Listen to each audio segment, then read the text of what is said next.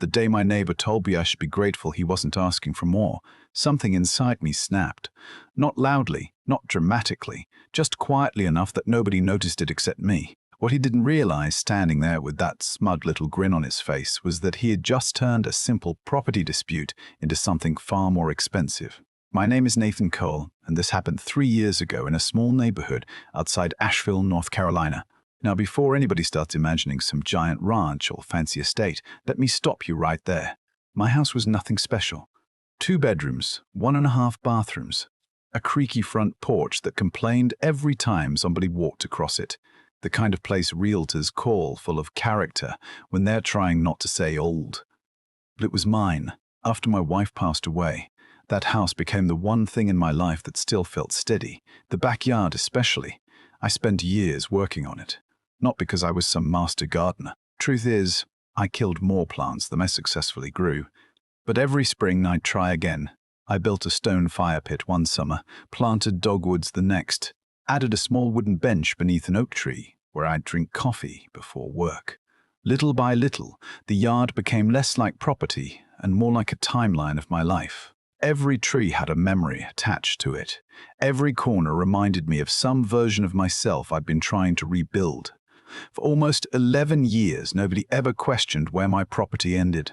There wasn't even a fence separating my lot from the house behind me. There never needed to be. Everybody knew where the boundary roughly sat. There were old landscaping stones and a line of mature trees that had been there longer than most of us. Then the Henderson place sold, and that's when everything changed. The new owners arrived in late March. Derek and Vanessa Price, early 30s. Money, a lot of it. You could tell immediately. Within the first week, there were contractors everywhere, roofers, painters, landscapers, electricians. At one point, I think there were more workers at their house than residents. My neighbor Carl walked over one afternoon while I was trimming shrubs. He watched another truck pull into the Price's driveway and laughed. "Think they're remodeling the whole county," I laughed. "Maybe they'll raise property values." Carl shook his head. "Or raise hell." At the time I thought he was joking. Turns out he was being prophetic. The fence appeared almost overnight. One day there wasn't one. The next day half the posts were already in the ground. By the third day an enormous cedar privacy fence stretched across the back section of their property. I remember standing there after work, staring at it. Something felt wrong, not obviously wrong, not enough to point at immediately, just off. You know that feeling when you walk into a room and can tell somebody moved a piece of furniture even though you can't explain how you know. That's exactly what it felt like. The fence seemed closer. I told myself I was imagining things. Still, the feeling wouldn't leave me alone. The next morning I grabbed a tape measure. Honestly, I expected to prove myself wrong. Instead, 10 minutes later, I was standing in the grass with a knot forming in my stomach. I measured again. Then again. Same result. The fence wasn't where it should be. Not even close. According to my rough measurements, nearly 8 feet of my backyard now sat on the other side of Derek's brand new fence. I spent most of the day trying to talk myself out of being upset. Maybe I remembered incorrectly. Maybe the old landmarks weren't accurate. Maybe the contractor had better information. By dinner, I had convinced myself there had to be a reasonable explanation. So the next evening, I walked over and knocked on Derek's door. He opened it holding a bottle of sparkling water. Not unfriendly. Not friendly either. Just impatient. "Hey," I said. "Sorry to bother you. I think there might be an issue with the fence placement." His eyebrows immediately lifted. "What kind of issue?" I measured against the old markers. "It looks like the fence may be over the property line." For a second, he just stared at me. Then he laughed. Not the kind of laugh people make when something is funny. The kind they make when they think you're wasting their time. "We had a survey done." "Oh, good," I said. "Can I see it?" His smile disappeared. "No." I blinked. "No." "The contractor handled everything. Could I get a copy?" He took a slow sip from his drink. "The fence is where it's supposed to be." Something about the way he said it made my stomach tighten. Because suddenly this didn't feel like a misunderstanding anymore. It felt deliberate. Still, I kept my voice calm. "I'd just like to verify things." He shrugged. "There's nothing to verify." Then he closed the door. Not slammed, not angrily. Just closed it, and somehow that felt worse. I walked home with a strange feeling settling into my chest. That night, I barely slept. I kept replaying the conversation. The tone, the confidence, The way he'd acted as though the discussion was already over. The next morning, while I was drinking coffee on the porch, Carl wandered over. One look at my face and he knew something was wrong. "What happened?" I explained everything. Carl listened quietly. Then he nodded. "You need a survey." "I know, and a good one, already making calls." He pointed toward the fence, "Because if you're right, that thing isn't a fence. What is it? It's a test." I remember those words because they stuck with me. A test. The more I thought about it, the more sense it made. Maybe this wasn't about 8 feet of land. Maybe it was about seeing whether I'd push back, whether I'd stay quiet, whether I'd convince myself it wasn't worth the trouble. And the truth is, for a little while, I almost did. Because conflict is exhausting, especially when you've spent years trying to build a peaceful life. But every time I looked out my kitchen window and saw that fence sitting where it didn't belong, something inside me refused to let it go. 3 days later, the surveyor arrived. His name was Walter Briggs, late 60s, sunburned face, permanent squint, the kind of man who looked like he'd spent 40 years arguing with dirt and winning. He spent nearly 4 hours walking the property, measuring, checking records, comparing old markers, making notes. Every once in a while he'd mutter something under his breath. None of it sounded encouraging. Finally he walked back toward me carrying a clipboard. I could tell by his expression before he even spoke. "Well," he said, "how bad is it?" Walter looked toward the fence, then back at me, and smiled. "Depends." "On what?" "Whether your neighbor likes expensive mistakes." At that moment, I knew exactly what he was about to say, and somehow hearing it out loud felt even worse. Because the fence wasn't 8 inches over, it wasn't 2 feet over, it was almost exactly 8 feet inside my property, every single inch documented, every single measurement verified. And as Walter began placing bright orange survey flags into the ground, one after another directly on the true property line, I noticed movement on the deck behind the fence. Derek was standing there, watching, and for the first time since the started. He didn't look confident anymore. Derek stood there on that deck pretending he was checking something on his phone, but every few seconds his eyes drifted back toward those orange survey flags marching across the yard like tiny warning signs. I watched him for a moment, then looked back at Walter. "There's no chance this is wrong." Walter actually laughed. "Son, if this survey is wrong, then I've spent 42 years in the wrong profession." That was good enough for me. The following morning, I organized everything. Photos, measurements, copies of county records, survey documents, a simple folder containing facts, no emotions, no accusations, just facts. I drafted an email to Derek and Vanessa, attached everything and kept the message polite, probably more polite than I felt. I explained that the survey confirmed the fence had been installed almost 8 feet inside my property line and requested that they contact me within 7 days so we could discuss a solution. Then I hit send and waited. 1 day passed, nothing. 3 days, nothing. A week, still nothing. A week, still nothing. No email, no phone call, not even a note. The silence annoyed me more than an argument would have. At least an argument acknowledges reality. Silence is what people use when they think they can outlast you. By the 9th day, I walked over to their house again. This time, Derek answered immediately. He looked irritated before I even spoke. "You got my email?" "Yep." "And?" He sighed dramatically. "Look, moving that fence would cost thousands." I stared at him. For a second, I honestly thought he was building toward an apology. Instead, he folded his arms. "You've got a huge backyard." I said nothing. He continued. "We'd lose a lot of usable space." Still nothing. Then came the sentence that changed everything. "You already have more than enough." I remember the exact way he said it. Not angry, not defensive, just entitled, as if the amount of property I owned somehow determined how much of it he deserved. I felt something settle inside me. Not rage, not frustration. Clarity. Pure clarity. Pure clarity. "So your solution is what?" I asked quietly. He shrugged. "Leave it alone. You're asking me to give you my land. It's 8 feet. It's my 8 feet. It's my 8 feet. His jaw tightened. "My contractor made a mistake."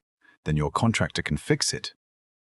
For a moment we just stared at each other. Then he shook his head. "We're not moving the fence." And with that he turned and walked back inside. The door closed. Conversation over. Or at least he thought it was. I drove into town that afternoon and sat in a coffee shop for almost 2 hours. Not because I needed caffeine, because I needed to think. Most people assume revenge comes from anger. It doesn't. The most effective responses usually come from patience. From sitting quietly long enough to understand where the leverage really is, I considered hiring an attorney immediately. I even spoke with one.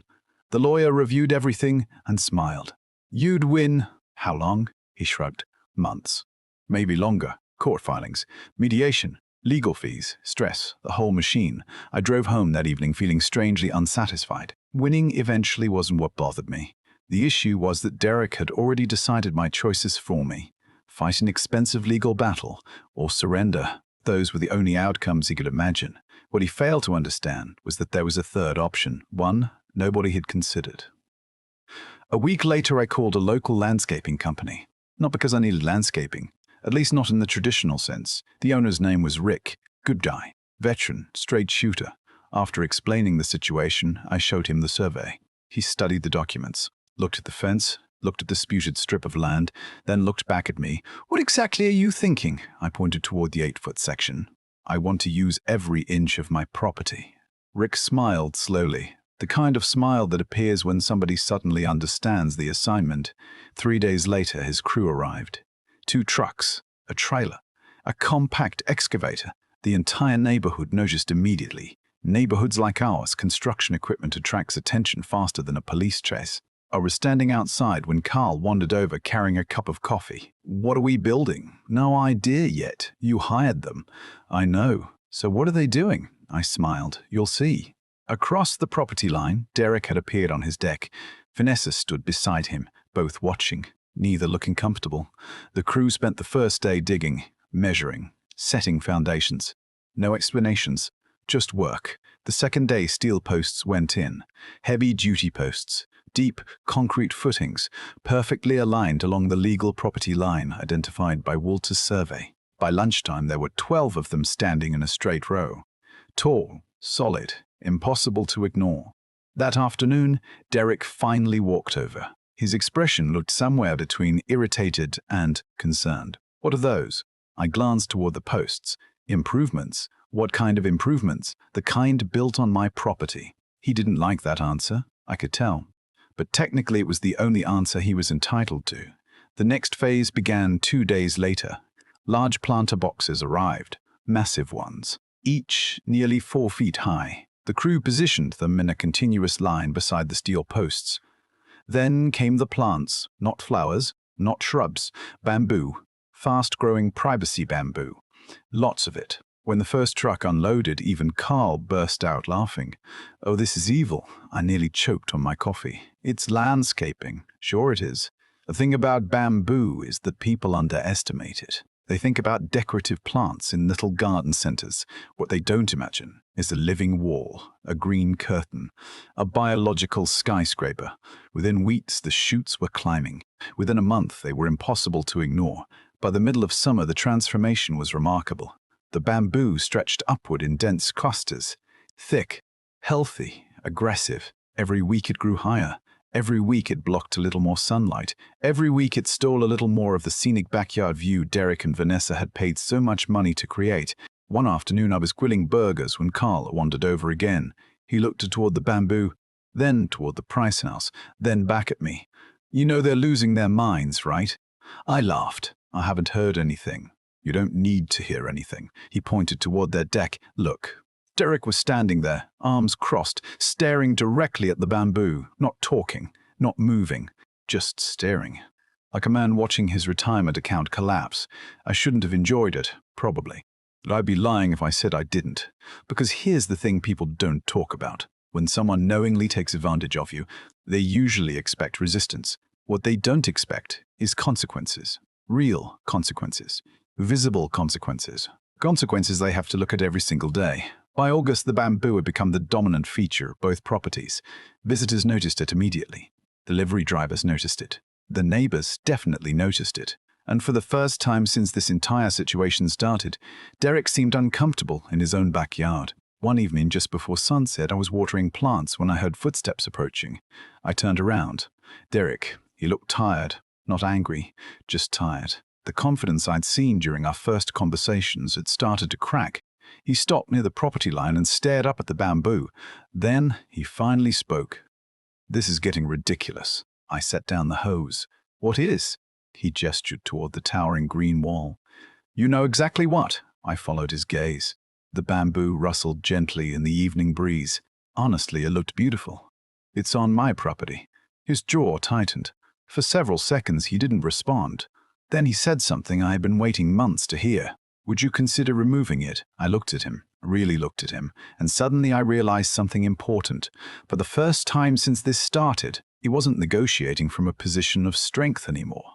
The balance had shifted completely, and standing there beneath the growing shadow of that bamboo wall, I finally understood exactly how this story was going to end.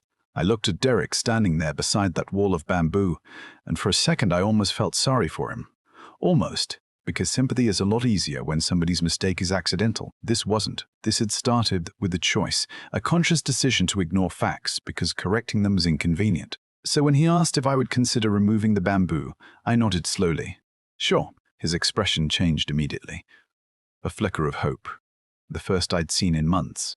Then I added the second part. As soon as the fence goes back where it belongs, the hope disappeared, not dramatically, just quietly, like somebody turning off a light. For a few seconds neither of us spoke. The bamboo swayed overhead. A dog barked somewhere down the street. Finally Derek nodded once. Then he turned around and walked away. No argument, no threats, no speeches. And honestly, that told me more than anything he could have said. Because people stop arguing when they realize they're losing. The following weeks were strangely peaceful. No confrontations, no passive-aggressive comments, no mysterious complaints to the homeowners association. Just silence. But it was a different kind of silence now. Not the silence of somebody ignoring a problem. The silence of somebody calculating the cost of fixing one. Meanwhile, the neighborhood had become unexpectedly invested in the entire situation. I couldn't walk to my mailbox without somebody bringing it up. Mrs. Holloway from 3 houses down asked about the bamboo. The mail carrier asked about the bamboo. Even the teenager who cut lawns on weekends asked about the bamboo. At one point, Carl started referring to it as the Great Green Wall. The name stuck. One Saturday afternoon, we were sitting on my porch drinking iced tea when Carl shook his head. "You know what's funny?" "What?" "This was never about land. I thought about that. Maybe." "No, it wasn't." He pointed toward the Price house. "If it was about land, they would have fixed it 6 months ago." I couldn't argue with that, because he was right. The real issue had become pride. Pride is expensive, sometimes more expensive than lawsuits, sometimes more expensive than contractors, and definitely more expensive than 8 feet of backyard. By early September, the bamboo was taller than the fence itself, taller than parts of their deck. The afternoon sun that used to flood portions of their yard now filtered through dense green leaves. Nothing illegal, nothing harmful, just nature doing exactly what nature does. One evening, I noticed Vanessa sitting alone on their deck. That caught my attention because she rarely spent time outside anymore. Most days, it was Derek pacing around looking irritated. Vanessa just seemed exhausted. She sat there for nearly 20 minutes staring into space. Then she looked toward my yard, toward the bamboo, toward the survey flags that were still visible in a few places, and for a brief moment our eyes met. She looked away first. 3 days later, there was a knock on my front door. When I opened it, Vanessa was standing there. Not Derek. Vanessa. That surprised me, because throughout the entire conflict, she mostly stayed in the background. She looked nervous, the kind of nervous people look when they're about to have a conversation they've rehearsed 100 times. "Do you have a minute?" "Sure." We sat on the porch. For a while, neither of us spoke. Then she sighed. A long, tired sigh. "I should have come over months ago." I said nothing. She stared out toward the street. The survey didn't surprise me. That got my attention. "What do you mean?" She rubbed her hands together. "I told Derek we should verify everything when you first mentioned it, and—" He didn't want to hear it. I leaned back in my chair. Vanessa continued. "We spent so much money renovating that house. Every project cost more than expected. Every contractor found another issue. Every estimate doubled." She laughed bitterly. By the time the fence problem came up, he was obsessed with avoiding another expense. For the first time, I wasn't hearing the story from my perspective. I was hearing it from inside their house, inside their marriage, inside months of arguments I never witnessed. And suddenly things became a little more complicated. Not excusable, just understandable. There's a difference. Vanessa looked toward the bamboo. If the fence gets moved, she paused. Will you take it down? I didn't answer immediately. Instead, I looked out across the backyard, at the trees, the bench, the fire pit, the property I'd spent years building into a home. Then I nodded. Yes, that was all I said. And apparently it was enough. 3 mornings later, I woke up to the sound of heavy equipment. I walked outside with a cup of coffee and nearly laughed. The same fencing company that had installed the original fence was parked in the Price driveway. Workers were already unloading tools. Carl appeared beside me seemingly from nowhere. I swear that man had a supernatural ability to detect neighborhood drama. Well, he said, looks like Christmas came early. The first fence panel came down around 9 o'clock, the second around 9:15. By noon, large sections of the fence lay stacked across their yard. The neighborhood reacted exactly how you'd expect. People suddenly found reasons to walk their dogs. Joggers slowed down. Cars drove by suspiciously slowly. Everyone wanted to witness the ending. And honestly, so did I. Not because I wanted revenge. At least that's what I kept telling myself. But there was something deeply satisfying about watching reality finally catch up with arrogance. The workers spent 2 full days relocating the fence. Every post, every panel, every footing. When they finished, the structure sat exactly where Walter's survey had said it belonged from the beginning. Not 1 inch farther, not 1 inch shorter. Exactly right. The way it should have been, all along. That evening, I walked across my backyard. For the first time in almost a year, the entire property felt whole again. The missing strip was back, not because somebody gave it to me, because it had always been mine. A week later, I kept my promise. Rick's landscaping crew returned. The planter boxes came out. The bamboo was removed. The steel posts disappeared. Little by little, the giant green wall vanished. Sunlight returned to the Price backyard. Views reopened. The neighborhood moved on to newer gossip. Life settled down. Then something happened that I genuinely wasn't expecting. A few days after everything was finished, Derek walked across the street. No attitude, no confidence, no arrogance, just Derek. He stopped at the edge of my driveway. For a second, it looked like he was trying to figure out how to begin. Then he finally spoke. You were right. 3 words. That's all. No elaborate apology. No dramatic explanation. Just 3 words. And honestly, those 3 words carried more weight than any speech could have. I nodded. He nodded. Then he turned around and walked home. That was it. No friendship. No barbecue invitations. No heartwarming movie ending. Just 2 neighbors who finally understood where the line was, literally and figuratively. Looking back now, people still ask whether the bamboo was too much. Some think I should have hired a lawyer immediately. Others think I should have ignored the whole thing to keep the peace. And every now and then somebody tells me they would have done something far worse. Maybe they're right. Maybe they're wrong. The truth is, I never wanted revenge. What I wanted was respect. The bamboo wasn't punishment. It was leverage. A reminder. A very tall, very visible reminder that boundaries only matter if you're willing to defend them. And here's the part I still think about sometimes. If Derek had apologized the very first day, if he'd looked at the survey, if he'd admitted the mistake, none of it would have happened. No bamboo, no extra contractors, no months of tension, no public embarrassment, no expensive do-over. Just 1 correction and 2 neighbors moving on with their lives. Instead, a small mistake became a giant lesson. So now I'm curious what you think. If you were in my position, what would have been the right move? Would you have taken him straight to court? Would you have let the 8 feet go to avoid conflicts? Or do you think the bamboo wall was fair because it stayed completely within the law? Drop your thoughts in the comments below because I have a feeling people are going to be split right down the middle on this one. And if you've ever dealt with a difficult neighbor, a property dispute, an HOA nightmare, or somebody who thought the rules somehow didn't apply to them, share your story too. I read every comment, and trust me, some of the stories people send are even crazier than mine. If you enjoyed this one, hit the like button, subscribe to the channel, and turn on notifications because there are plenty more real-life stories where ordinary people discover that sometimes the most satisfying victories don't come from getting even, they come from simply standing your ground.